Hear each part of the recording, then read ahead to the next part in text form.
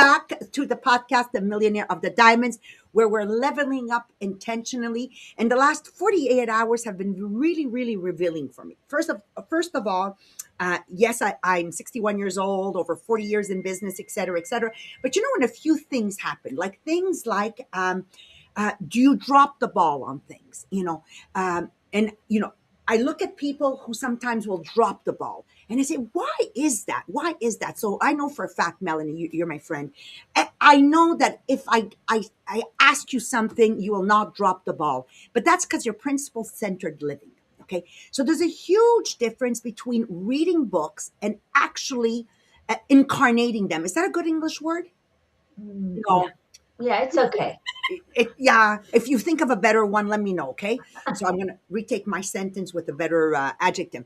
You have to live it, right? So I've been very intentional over all these years to not only read, but actually apply things. And when we dove in this morning with the mastermind team, I quickly recapped for them the two podcasts, right? And because I did that, Melanie, I went even more, oh my gosh, oh my gosh. So please be with us this morning. Make sure you're sharing it. Everybody who says, it's not my fault. I did it. It's not my fault. I didn't know, or tell you that they did something when they didn't. They need to hear this podcast. There you go. So in the meantime, I leave you in the hands of Marie-Pierre for the rest of the blah, blah, because I would take 30 minutes just on that. Blah, blah. Okay, so it's time to share the podcast. Okay, I just want you them to see. Like, we're one next to the other. Like. Okay, bye-bye. Okay, so it's time to share the podcast this morning. So you have the text in the comment that you can copy paste it when you share, so people understand why they should listen to the podcast this morning. So make sure that you share on every social media platform. But you will see that when you click on the arrow to share, you can share by messenger or text message. So when you have someone in mind that really needs to hear the podcast, you can send them directly by messenger or text message. Then we have our contest, Millionnaires des Diamants. So first, I gotta share without sound. Yeah, I know. Okay, so you know what? I don't know how to do. Okay, I'll figure it out. Okay, so then for our contest, so when you go on our Facebook group, Millionnaires des Diamants Inspirational Group, every time you post, every time you put a reaction, a comment, you gain point to be in the top 10 contributor of the group. And at the end of the month, the official top 10 get a voucher to go shop on the boutique Millionnaires des Diamants. Then we have our draw at the end of the month. So to be in the draw, there's two ways. First, with the boutique Millionnaires des Diamants, so when you place your order, when you receive your order, make sure that you always take a picture and you post it and you tag Marie Moreno and the Millionnaires des Diamants. Then the second way is with the books, the Millionnaires des Diamants. So every time that you receive one of the books, you take your picture. You're reading one of the book, you take a picture. You're doing one of the quiz book, you take a picture. You're doing one of the workbook, you take a picture. You're using your agenda, you take a picture. Every day you can take a new picture and post on social media and tag Marie Moreno and Les Millionnaires des Diamants to be in the draw at the end of the month. And then if you don't already have your ticket for the conference for January 24th, it's going to be a virtual conference. That means that it's for people all around the world. So everyone is invited to be with us at the conference. And if you are close to the studio in Anjou and you want to be in person, there's places. So it's limited places. So it's the time to register to be with us at the studio. You send me a message and I add you to the special group of people that will be in person. But for everyone else all around the world, it's virtual. So you can watch it at the time that is best for you too. If the time difference is maybe too big and it's in the middle of the night, it's okay. You can watch it in replay. So if you don't have a ticket, you have the link in the comment and just click on it to get your ticket. Thank you so much. So let's dive in because it's really, really exciting. And I just want to go back a little bit to that time in my life when I was literally burning the candles from both ends, saying yes, pushing even harder. And thank God I didn't drop the ball on other things. But, it took a lot of, I was sleep deprived. Thank God I had a good health. And not only that, is that at the end of every day, even if I did so much, I never felt wonderful. And that is so important to feel good within. Anyways, but that version of me was constantly on the edge all the time. The principle centered version of me learned something very powerful. Limits aren't restrictions, they are protection. And today, at the age I'm at, and Melanie's going to dive more into the academic side of that, you'll understand how important they are. And please, please, please, please, please, please, please, okay? I know what happens with podcasts or books people are reading.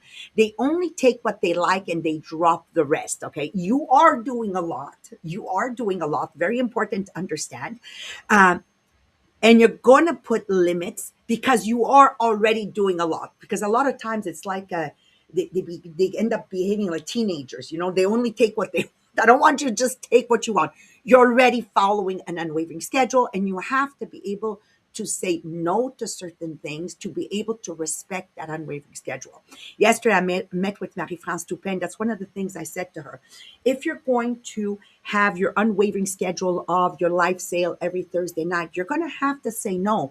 I can't go in and replace you at the store. Like this is your limit, because you already have something going in. So I want to make sure of that. So the day I learned to say, this is enough for today, my agenda is full enough, my creativity increased, my energy increased, my leadership expanded.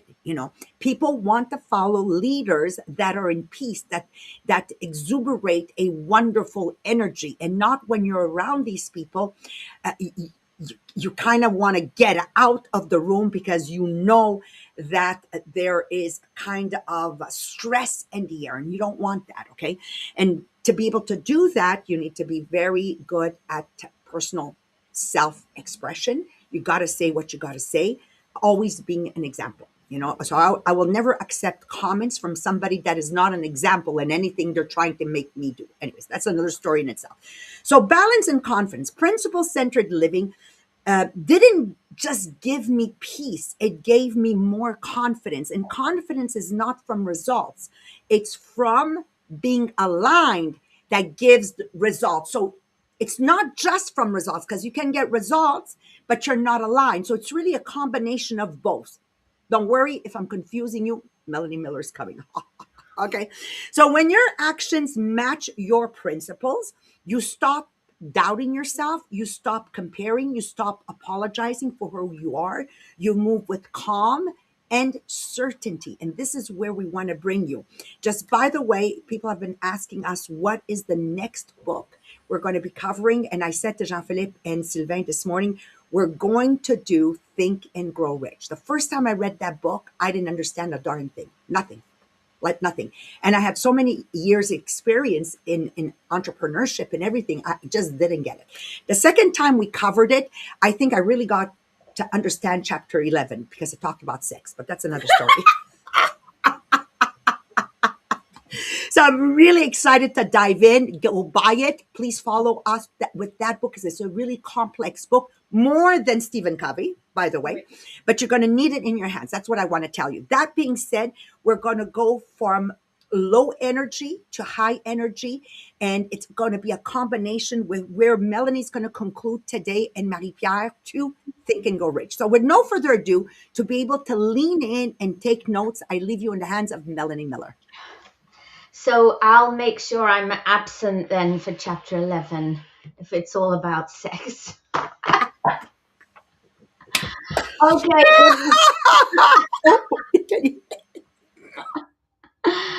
So good morning, everybody. Today we continue our exploration of what principle-centered living actually looks like in real life. Covey lists many characteristics, but this morning I'm going to focus on some more big ones. The qualities that shape a person from inside out and that all of us can learn to develop. That's the good news. Because principle-centered people don't just act differently. They are different in how they think, respond, choose, and live. Let's dive in. So Covey uses this phrase, they develop a healthy psychological immune system. I must confess, when I read that yesterday, I thought, oh, what is he talking about?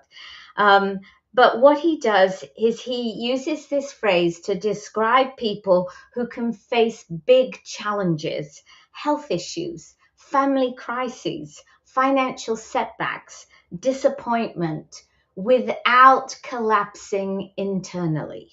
It doesn't mean they don't feel things. It means they don't identify with the problem. They might say, "This is really difficult, but it does not define me." They might say, "I will deal with this one step at a time." And another thing they might say is, "This is a season, not a destiny." Think of people like Nelson Mandela, who lived through injustice and imprisonment without becoming bitter or hateful. His immune system was so strong because he was anchored in principles, forgiveness, dignity, equality. Principle-centered people experience storms, but they do not become the storm. Number 2, they recognize and create their own limits. Gone are the days of 16-hour schedules, saying yes to everything, sacrificing sleep, believing exhaustion is success. Principle-centered people know, if I burn out, I cannot serve anyone. They create boundaries that protect their physical, mental, emotional, and spiritual well-being. And because they understand their limits, they also understand delegation, not as a weakness, but as a wisdom. They ask, what is mine to do? What can somebody else grow from doing? And where am I pushing beyond my healthy capacity? This is a mature, principle-centered relationship with time and responsibility. They live balanced lives. We've talked before about the 4 human endowments being in harmony. Principle-centered people take that seriously. Physical renewal, which is rest, energy, and health. Spiritual grounding, values, conscience, and meaning. Mental growth, learning, reading, critical thinking. Social emotional strength, connection, communication, service. They are not fanatical in one area. You can be committed without being extreme. Mandela is a perfect example again. Deeply committed, but never a zealot. Even in politics, he remained principle-centered, never extreme. This balance creates stability. Stability creates peace, and peace creates strength. They become more confident and secure because their life is rooted in principles, not trends, not ego, not comparison. Their confidence is steady. They live with a sense of, I know who I am. I know what matters. I know what I stand for. This inner security allows them to speak honestly, listen openly, make difficult decisions, embrace challenges, enjoy both work and play without guilt. Their quality of life increases because they're no longer fighting against themselves. And they walk the talk. Hypocrisy cannot survive in a principle-centered life. These individuals know that example is the real leadership. You teach people how to behave around you by your own behavior. And we all know people, especially in politics, whose words and actions do not match. This immediately reveals a lack of principle-centeredness. Principle-centered people, however, do what they say, honor commitments, apologize when needed, act the same in private as in public. They live by conscience, not convenience. They stay inside their circle of influence. Principle-centered people do not exhaust their energy worrying about what other things others think, the economy, gossip, global drama, the behavior of neighbors, colleagues, or cousins. They invest their time where they can actually make a difference. This keeps them grounded, proactive, and calm. And because of this, they radiate positive energy. Their foundation is stable, so they naturally uplift others. Look for the good, encourage rather than criticize, create harmony, avoid negativity and toxic environments. This is why when anybody meets Maria, they leave feeling better because she has that ability of uplifting. They don't tolerate negativity well. Their spirit reacts to it like the body reacts to poison. Their optimism is not naive, it is principle powered. They enjoy life more. This is the natural outcome of everything we've talked about. They wake up with enthusiasm, they move through challenges with confidence, they bounce back quickly, they feel aligned with their purpose, they don't stay stuck in what didn't work, they thrive on meaningful challenges. They live with joy because their life makes sense. It's congruent, it's stable, it is guided. And yes, they are the kind of people we all want to become. Becoming a principled centered person is not instant. It is not easy. It is not quick. But the rewards, peace, confidence, purpose, joy, and a life that is fully yours. This is the path that is worth walking. And now I'm going to leave you in the hands of Marie Pierre, who I'm sure has a quiz for us today. Absolutely, it's time for the quiz. So we're gonna have the quiz, but before, it's just one thing that we realize when we talk about the principle centered living, because many people believe that if their intentions are good, then they are aligned. But principle centered living doesn't stop at the intention. It shows up on how you say yes, how you say no, how you respond under pressure, how people feel when they are around you, how your body feels at the end of the day. So you can believe in principle, but still live in urgency, guilt, and over responsibility and exhaustion. So the quiz is not about seeing if you are disciplined or productive or admire, but it's really to see if your outer life reflect your inner value, or is does your other life contradict your values. So it's really important that you understand that when you do those quizzes, it's not to find the best option, but it's to be honest with yourself. What is your reality right now? Not what you wish it would be, but right now where you are, because you are the person that will help the most when you are honest with yourself, because then you can take action for the next step. So let's start the quiz this morning. So you're gonna answer A, B, C, or D for each question. So let's start with question number one.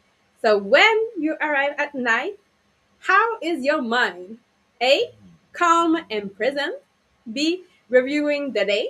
C, replaying conversation. Or D, racing it with unfinished thought. Question number two. When you think about your phone notification, does it A, don't control your attention? B, it interrupt occasionally? C, it pull you constantly? Or D, it create anxiety?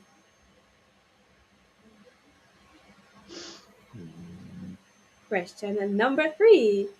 When someone is unhappy with one of your decisions, how do you react? A, you stay aligned. B, you explain it calmly. C, you feel guilty. Or D, you second guess yourself. Question number four. How do you feel about saying no? A, it's something respectful. B, it's likely uncomfortable. C, it's heavy with guilt. Or D, almost impossible. And question number five. When you think about the people around you, how do you think that they would describe your presence? A, as something stabilizing. B, something encouraging, C, something inconsistent, or D, something stressful. So did you get mostly A's, mostly B's, mostly C's, or mostly D's? So if you have a mostly A, you have that other element that is strong. So your inner compass is visible in your behavior. It's not just inner, but it's something that we can see outside too. So people feel safe, calm, and confident around you. So your challenge now is not to be more disciplined, but it's multiplication. So teach, model, and protect this way of living to be an example around you. Now, if you have mostly B, you are transitioning. So you know what alignment looks like, but pressure still sneaks in. So your growth comes from consistency, not knowledge. So one stronger boundary will dramatically increase your peace. Now, if you have mostly C, your values are being compromised by pressure. So you care deeply, but over adapt. So your outer life is louder than your compass. So I the fastest the fastest shift will come from saying one clear no this week. And now, if you have mostly D's, your life is being run by urgency. So this is not a weakness, but it's a sign. You're That's in me your at 20. your inner values are not protected externally. So start small, one boundary or one pause, one renewal habit, and just start with one because that piece will return faster than you think. So 5 points to help you strengthen that other alignment. Number one, you can say no once without over explaining this week. So say no without over explaining. Number two, protect one relationship with presence, not availability. I'm always there, I'm always there, I'm always there, but you're never really there. So protect one relationship with your presence, not availability.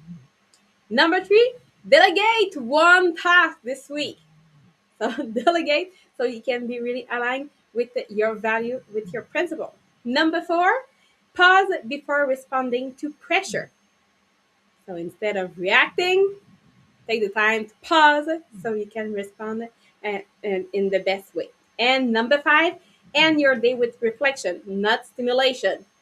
So you have the time to really reflect and you can course correct the next day if needed. So it's really about that clarity, and then you have your other alignment that will give you that peace. So you don't need to change the whole life, but it's to protect what really matters that will make a big difference for you and protect your peace and yourself, and then other around you, for other people around you too.